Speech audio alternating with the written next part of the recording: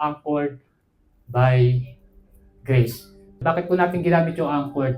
Napaka-importante po niya anchored na lalo na po doon sa sa barko, di ba? Sino po nakasakay na ng barko papunta rito? Barko buhos na Kenya. Aeroplano pala, no? So sa barko, di ba? Sa barko, yan po yung pinaka-importante. Kasi po yung anchor po na yan, napakalaki po ng bahagi niyan. Lalo na po yung isang barko, kapag po yung barko dumaraan po siya doon sa maalon na area ng dagat at medyo yung panahon ay hindi maganda, masama yung panahon, bumabagyo, yung anchor po na yan, yung po yung binababa po nila para kumapit. So para yung barko hindi siya nagsusway-sway, di ba?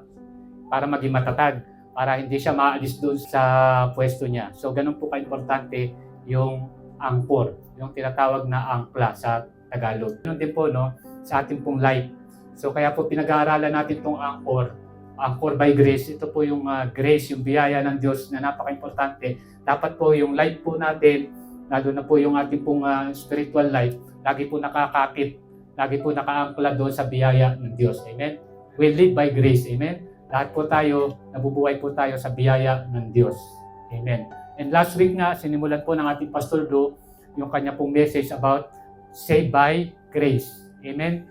Lahat po ba tayo naligtas sa biyaya ng Diyos? Say amen. Amen. Amen. Lahat po tayo naligtas sa biyaya ng Diyos. Kung saan po pinaliwanag po ng ating Pastor Do na we are saved by grace alone through our Lord Jesus Christ. Amen. Sabi po sa Ephesians chapter 2, verse 8 and 9, for it is by grace you have been saved through faith. It's not of yourself. It is the gift of God, not by works, so that no one can boast. Amen. So lahat po tayo naligtas dahil sa biyaya ng Diyos. Yung po yung biyaya ng Diyos, naligtas po tayo roon sa pamamagitan po ng tinapos na gawa ng ating Panginoong Hesus. Sa Hebrews chapter 6 verse 19, we have this hope as an anchor for the soul, firm and secure. It's enter the inner sanctuary behind the curtain. Yung sabi po niya, we have this hope. Yung hope po na yun, yung pag-asa po natin. No? Ano po yung pag-asa natin, yung hope? Which is our salvation.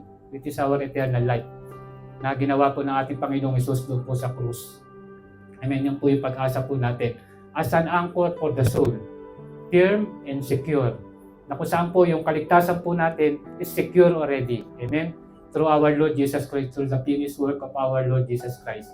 Kaya po, pag-asa po natin na yun, maniwala po tayo na hindi po yun mawawala. Yung kaligtasan tinanggap po natin sa pamamagitan ng tinapos na gawa ng ating Panginoong Hesus. The same last week na isinare po sa atin ng ating Pastor Lo, sabi, once saved, you always saved. Amen?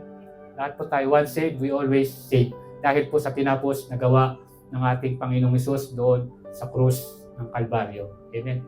Kaya we need to declare our salvation is secure. Amen? Amen? Is secure already. Because we are saved already. Amen? Through our Lord Jesus Christ. Ang ating pong topic naman po today is served by grace. Ephesians chapter 2 verse 10. For we are God's masterpiece. He has created us anew in Christ Jesus so we can do the good things He planned for us long ago. Amen? Yan po, pagkatapos po na tayo po ay naligtas sa biyaya ng Diyos sa pamamagitan po ng ating Panginoong Hesus, we can do the good things He planned for us long ago. Amen? Na meron pong inihanda ang Diyos sa atin na mabuting bagay noong pamanguna. Amen? Ano po yung mabubuting bagay na yun na inihanda po sa atin ng Diyos? Isama po doon yung paglilingkod sa Diyos. Amen? Sabi dyan, so we can do the good things He planned for us long ago. Ito po yung plano na ng Diyos long ago sa buhay po natin. Kasama po yan. Amen? Serve God by honoring Him with every gift we receive. Our talents, our strength, all for His glory through our Lord Jesus Christ. Amen?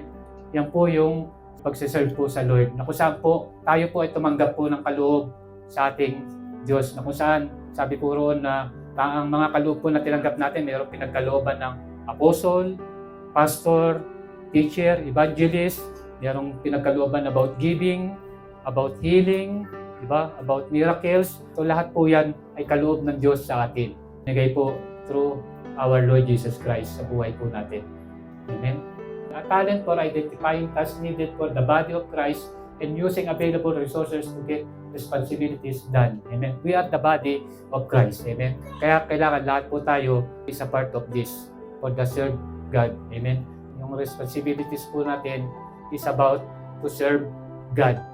Amen? Through our Lord Jesus Christ. But God called us by own purpose and grace. Amen? Tayo po ay tinawag because of own purpose and grace. Amen? Naniniwala po ba tayo na tayo po ay tinawag ng Diyos? Amen? Sabi mo sa kayong katabi, kasama kang tinawag ng Diyos. Amen? Because of His own purpose and grace. Dahil po sa layunin ng Diyos. Amen? Para sa Kanyang biyaya. Sabi po ng 2 Timothy chapter 1 verse 9 and 10, who saved us to a holy calling not because of our works, but because of His own purpose and grace, which He gave us in Christ Jesus before the ages began, and which now has been manifested through the appearing of our Savior Christ Jesus. Na kung saan po yung pagkakaligtas po sa atin ng Diyos sa pamamagitan po ng ating Panginoong Hesus, ito po ay nagkaroon po ng manifestation sa buhay po natin. At yung manifestation po na yun po yung bunga nyo, yung pagdilingkod sa ating Diyos. Amen. Tandaan po natin, yung ginagawa po natin pagdilingkod, hindi po yan sa pamamagitan po ng ating pong gawa, ng ating mga kaalaman, karunungan, kundi yan po ay resulta ng kaligtasan na tinanggap po natin sa ating Diyos. Amen. Sa pamamagitan po ng ating Panginoong Hesus. Sabi diyan, ang ating Panginoong Hesus ay nag-manifest po sa buhay po natin. Amen. Di ba sabi nga ng John chapter 1 verse 14, and become flesh, dwelling among us who have seen the glory of the Father, it came to the begotten, full grace and truth. Amen. Kung saan po ang ating Panginoong Hesus po ay sumaatin. Amen. Po ay kinakailangan po magkaroon ng manifestation sa buhay po natin. At kasama po ng manifestation po dyan ay yung paglilingkod sa Diyos. Amen. John chapter 15 verse 16, sabi po ron ng ating Panginoong Hesus, you did not choose me, but I choose you and appointed you so that you might go and bear fruit that will last, and so that whatever you ask in my name, the Father will give you. Amen. Ang sabi po natin, Panginoong Hesus, hindi kayo ang pumili sa akin, ako ang pumili sa inyo. Amen. Kaya sabi mo sa katabi mo, pinili ka ng Diyos. Hindi ka pinilit, di ba? Alam ko, we believe, wala naman po pinilit dito. Amen. Lahat po rito ay pinili ng Diyos. Amen. Kung minsan po marami pong mga Christian nagtatanong na, talaga bang pinili ako ng Diyos? Ito ba yung sitwasyon ko sa buhay? Ganito ako, pinili ako ng Diyos. Ito yung buhay ko, pinili ako ng Diyos. Diba?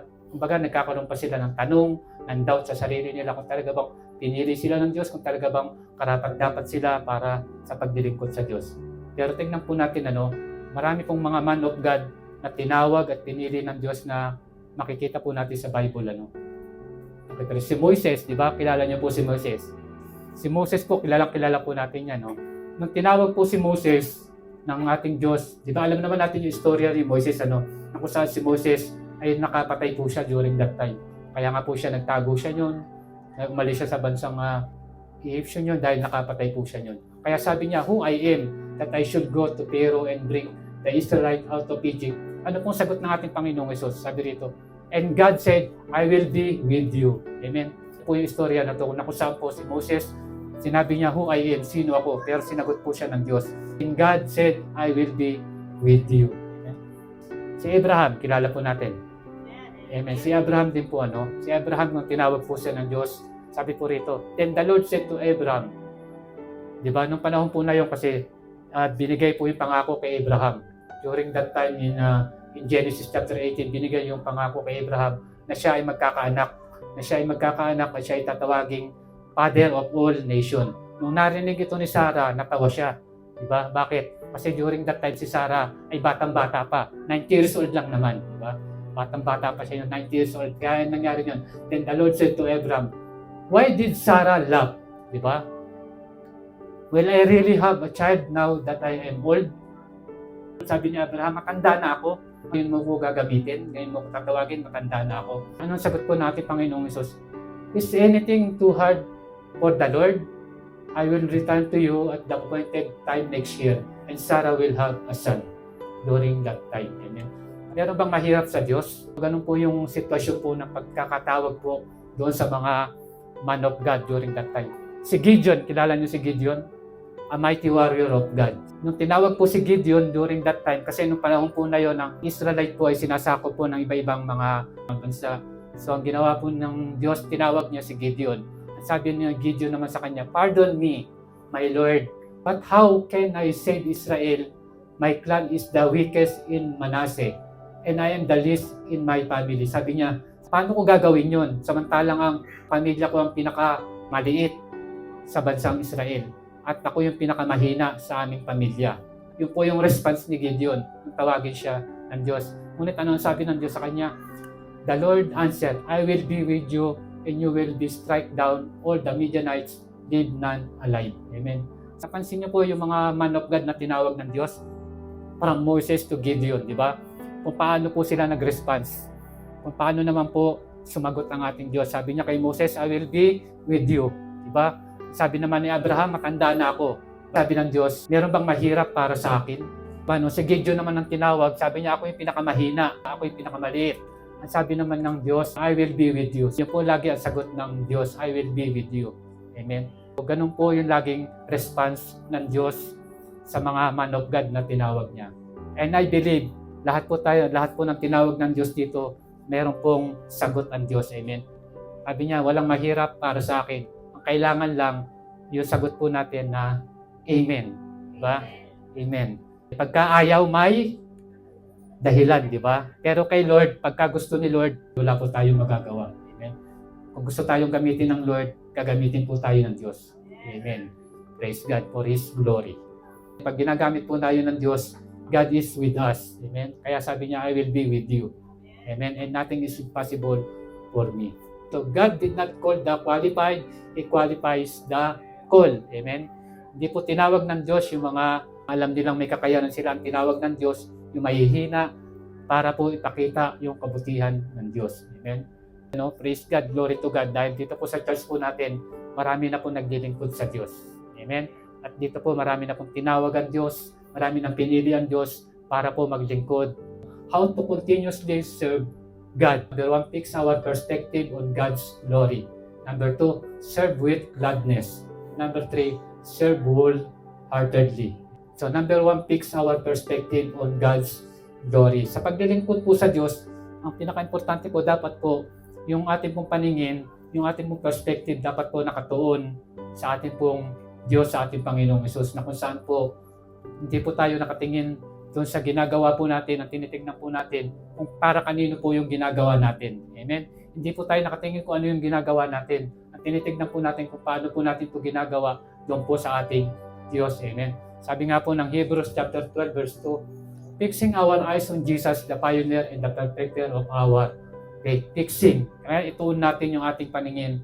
Walang iba kundi sa ating Panginoong Hesus. Amen? Kaya po sa paglilingkod po, napaka-importante po nyo na naglilingkod po tayo, ang paningin po natin, yung perspective po natin lagi po nakatuon doon po sa ating Panginoong Hesus, na kung saan po we serve by God because of our Lord Jesus Christ, what Jesus done on us. Amen? Kung ano yung ginawa ng ating Panginoong Hesus para sa atin. Kaya nga ito yung response natin sa tinapos na gawa ng ating Panginoong Hesus para sa atin. Just imagine ang ating Panginoong Hesus po, siya po ay namatay para sa atin doon sa krus. Amen.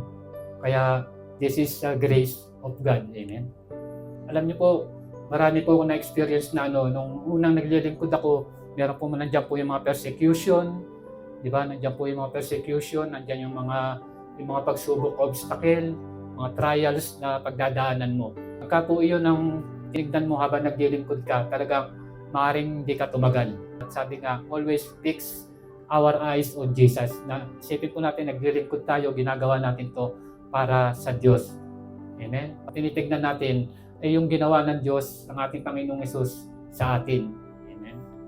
To serve God is to glorify God. Yung paglilingkod po natin sa Diyos ay to glorify God. All glory to God. Amen? Pagka yung po yung perspective po natin, pag naglilingkod po tayo, na ginagawa natin to for God's glory. Amen? Not to anyone. Hindi tayo naglilingkod sa tao, hindi tayo naglilingkod kanino man. Hindi natin ito ginagawa para sa pastor, di ba? Kaya ako naglilingkod yan para kay pastor, di ba? Kaya ako naglilingkod yan dahil nandyan yung pamilya ko, o hindi po. Kaya tayo naglilingkod doon sa Diyos for God's glory. Para po sa kapurihan ng Diyos. Kaya nga sabi, di ba, 1 Corinthians chapter 10, verse 31, sabi no, whether you eat or drink or whatever you do, do it by God's glory, to glory God. Amen? Lahat po ng ginagawa po natin, lahat po ng gagawin natin ay para po sa kapurihan ng Diyos. Amen? Hindi po para sa ating kapurihan o sa kapurihan ng ibang tao, kundi lahat po para po sa kapurihan ng Diyos. Amen. Serve with gladness. Ito po yung importante rin po. Serve with gladness. Amen.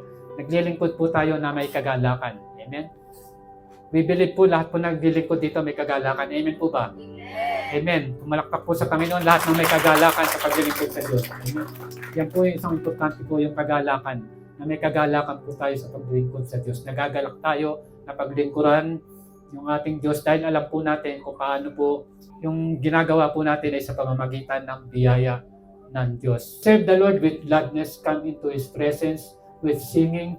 Know the Lord that He is God. It is who made us and we are His. We are His people in the sheep of His pasture. Psalms chapter 100 verse 2 and 3. Sabi diyan, tayo po ay maglingkod na may kagalakan sa Diyos. Dahil alam po natin na ang Diyos ay siya pong lumikha sa atin and we are His people. Tayo po yung mga tao ng Diyos at tayo po yung kanyang mga tupa ng Diyos. Amen. Na kinakailangan po may paglilingkod sa Kanya. Amen. So ganun po ka-importante yung serve with gladness.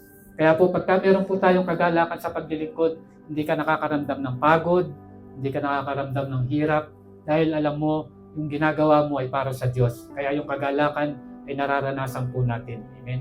Nararanasan natin yung kagalakan ay nagmamanifest sa buhay po natin. Kaya nakita niyo po lahat ng mga naglilingkod dito, di ba?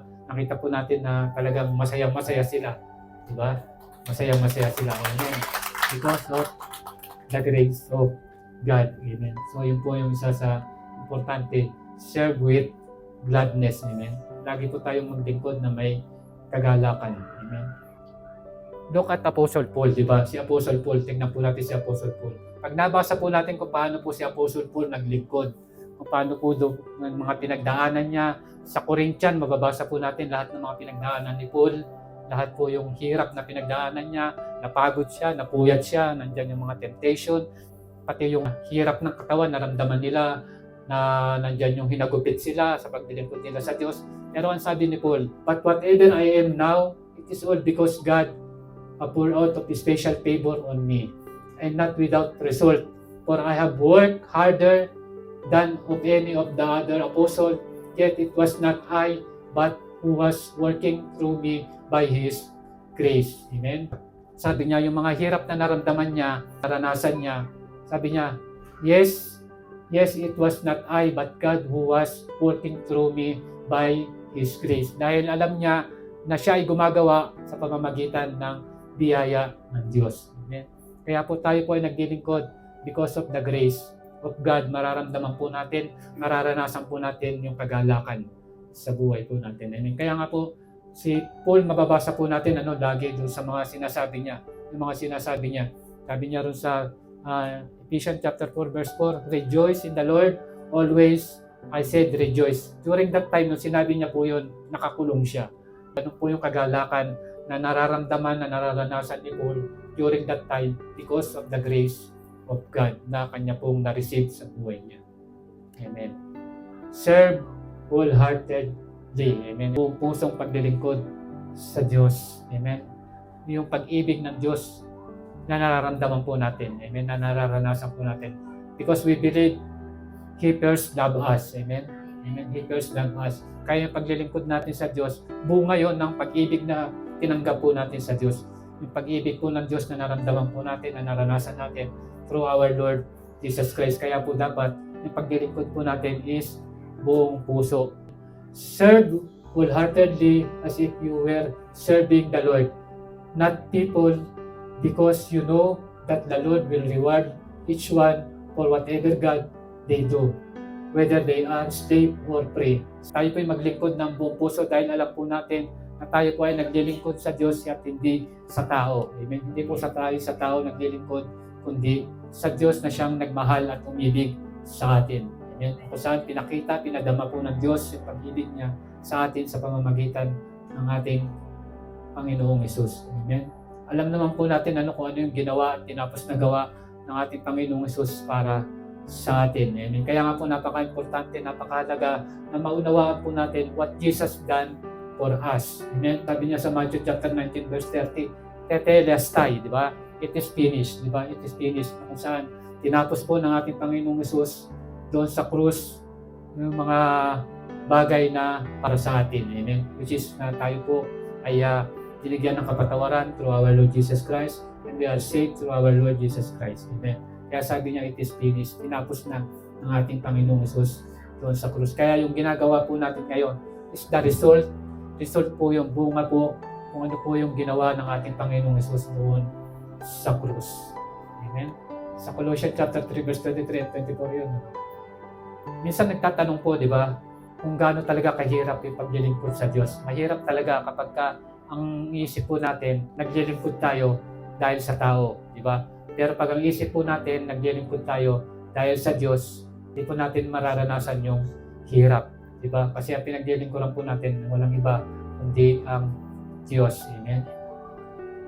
So sa 1 Corinthians chapter 15 verse 57 to 58, ito sabi po ni Paul, naranasan niyang paglilingkod sa Diyos. Thanks be to God, He gave us the victory through our Lord Jesus Christ. Therefore, my dear brother and sister, stand firm, let nothing move you. Always give yourself fully to the work of the Lord. Ibig sabihin yung paglilingkod po natin sa Diyos, because you know that your labor is not in vain. Amen. The Lord. Na yung ginagawa po natin ay hindi mawawala ng kabuluhan. Amen. Para sa Diyos. Amen.